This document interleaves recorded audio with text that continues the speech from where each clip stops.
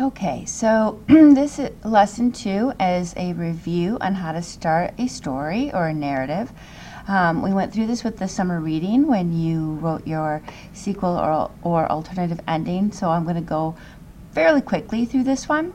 But we want to grab the reader's attention from the first sentence.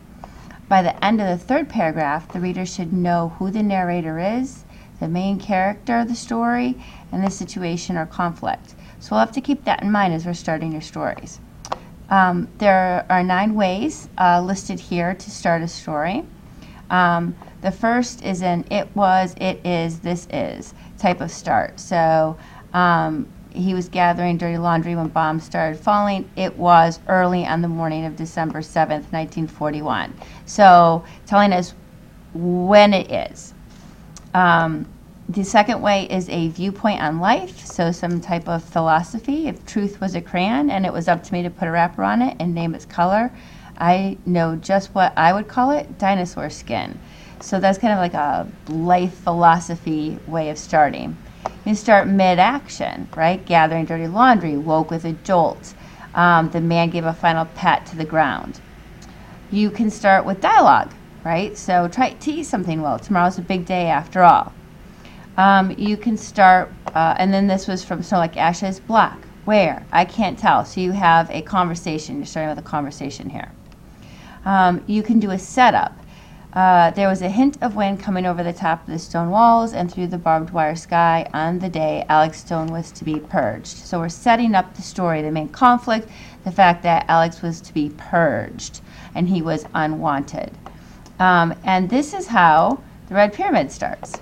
So, oops, right here, the very first words, we only have a few hours, so listen carefully. If you are hearing the story, you're already in danger. Sadie and I might be your only chance. Go to the school, find the locker. Okay, so we've got the setup of our story here, the fact that it's a recording, that it's dangerous, it's adventure. We're getting Sadie as a character. And the locker, which is where the story is going to end. So this would be a setup kind of start to a story. And then the last way would be landscape. So you can describe what it looks like. The house is strange. It was completely empty now. The door was flung wide open. So you could start with, the landscape of the school, what the school looked like when the person found the jet. So these are the different ways. We've got 7, Jack and Jill. So this would be appropriate if you weren't writing in first person, so you were going to be describing who the main character was.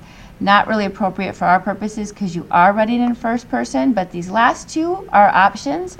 So let's meet Joe, my friend.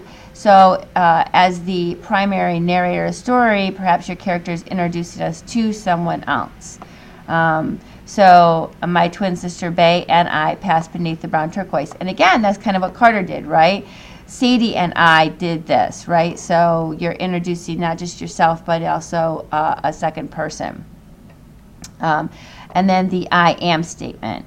I am 6 years old when King Necander came to the island of my birth demanding tribute. My twin sister Bay and I passed underneath the brown turquoise banners. So those are 9 ways. I would say 8 of them are certainly doable for you in terms of opening your story. So pick one of them, and that is completing step 4.